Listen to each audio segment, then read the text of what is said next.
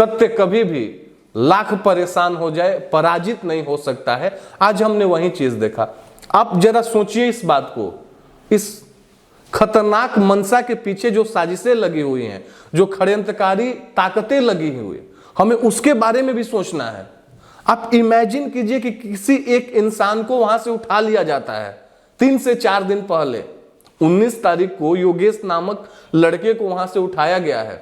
उसके बाद pre plan के तहत, प्री प्लान का मतलब कि पहले उसको पीटा जाता है, उसके कपड़ों को उतारा जाता है, फिर उसको बेरहमी से पीटा जाता है, उसको खाना दिया जाता है, खाना के साथ उसको शराब परोसा जाता है, उसके बाद फिर उसको ऐसा किया जाता है कि देखो, या तो तुम सरकार और दिल्ली पुलिस के खिलाफ में बयान दो, जैसा हम चाहते हैं वैसा बयान दो, नहीं तो पता नहीं हम तुम्हारे साथ क्या करेंगे, हो सकता है कि तुम्हें हम मारकर फेंक दें।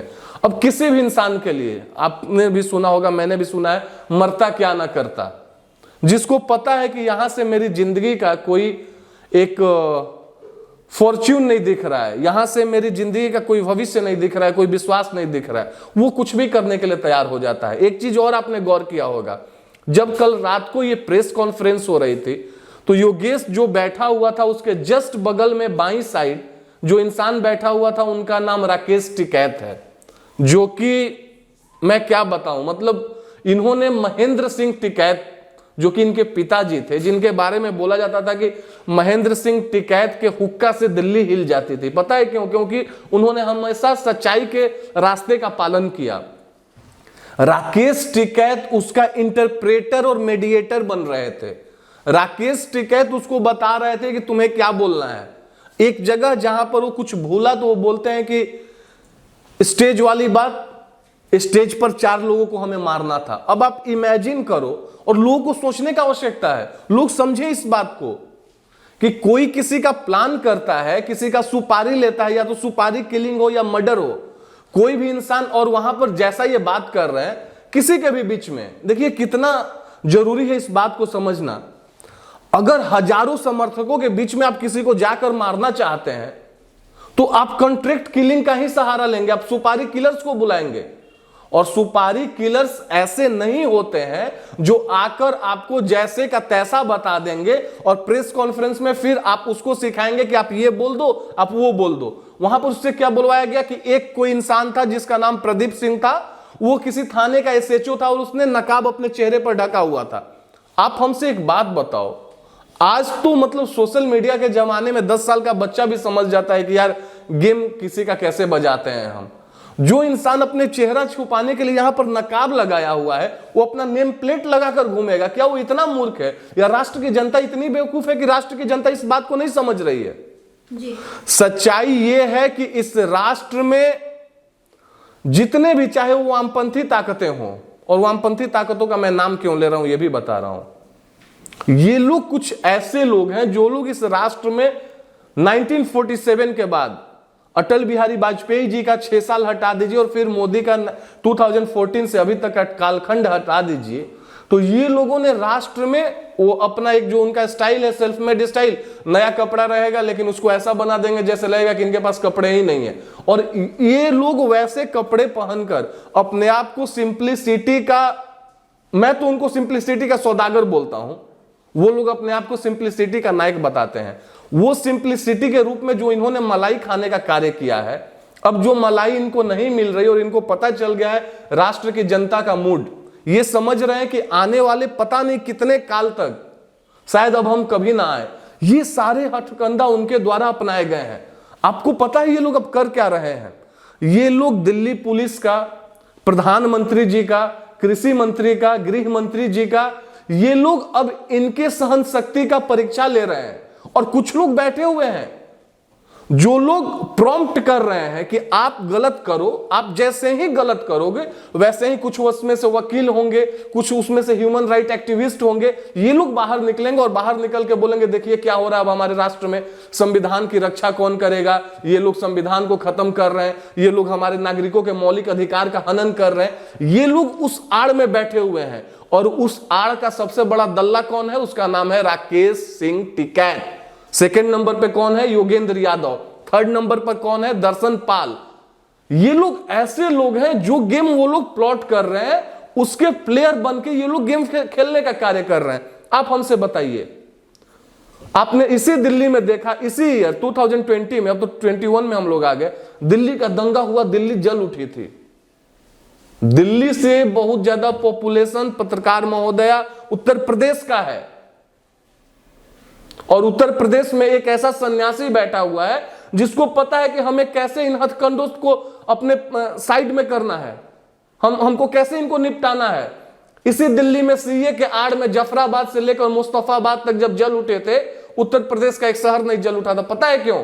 क्योंकि उन्होंने बोला था कि ठीक है तुम करो दंगा, हम वसूली तुम्ही से करेंगे, दंगाइयों से ही हम वसूली करेंगे। हमको ऐसा लगता है कि अगर हमें इस किसान आंदोलन के आड़ में जो भी राष्ट्र विरोधी ताकतें राष्ट्र को तोड़ने का षड्यंत्र दिन प्रतिदिन रच रही है, अगर उनसे हमको बचना है तो हमें कहीं ना कहीं यहां पर योगी मॉडल लाना ही होगा। और योगी मॉडल का जब हम बात करते हैं तो योगी मॉडल का बात हम इसलिए कर रहे हैं क्योंकि योगी मॉडल का मतलब है कि हमें वैसे लोगों को चुन चुन कर, हम तो दिल्ली पुलिस से आग्रह करेंगे कि आज से ही आप अपने लठों को तेल में डाल दो। सवाल ये खड़ा होता है कि जिस तरह से 26 जनवरी बहुत ही नजदीक है और सरकार जिस तरह से अब 1.5 साल को तथा स्थगित करने का 2 साल का कह चुकी है कि हम बिल को कर सकते हैं, लेकिन किसान जो है, किसान के जो प्रमुख है वो इस बात पर भी तैयार नहीं है और 26 जनवरी को वो दिल्ली में ट्रैक्टर रैली लाने वाले हैं। तो अब क्या दिल्ली पुलिस को भी वही रुख अपनाना पड़ेगा, यूपी पुलिस वाला? बिल्कुल। देखिए, एक बात मैं आपको बताना चाहता हूं, ये लोग क्यों नहीं मान रहे हैं। सबसे पहले हमें ये बात समझने की आवश्यकता है कि आखिर ये लोग क्यों नहीं मान रहे हैं। रीजन, जितने सारे लोग इनको फंडिंग कर रहे हैं, जब आप बिना कुछ करवाए हुए यहां से जाओगे तो वो लोग आपसे क्वेश्चन करेंगे कि आप आखिर कर क्या रहे हो, और इसके पीछे जो ताकतें हैं, जिनकी मानसिकता जो है, वो हमें समझने की आवश्यकता है।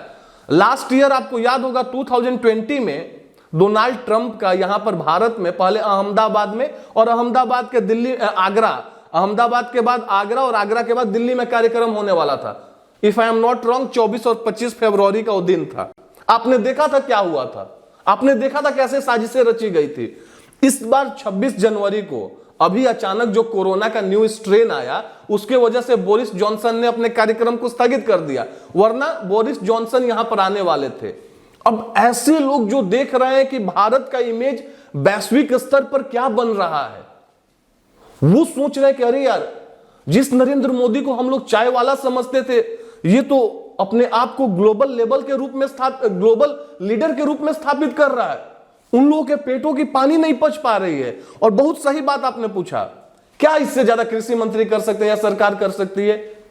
हमको संविधान ने अधिकार दिया है कि हम पहले लोकसभा फिर राज्यसभा से 2/3 बहुमत से किसी भी कानून को पास कराएंगे, किसी भी बिल को पारित कराएंगे, उसके बाद उस पर राष्ट्रपति का साइन होगा, और राष्ट्रपति के साइन के बाद वो बिल जो है वो राष्ट्र का एक कानून बन जाता है। वही काम यहां की सरकार ने किया जो 1947 के बाद अभी तक होते हुए आ रहा था।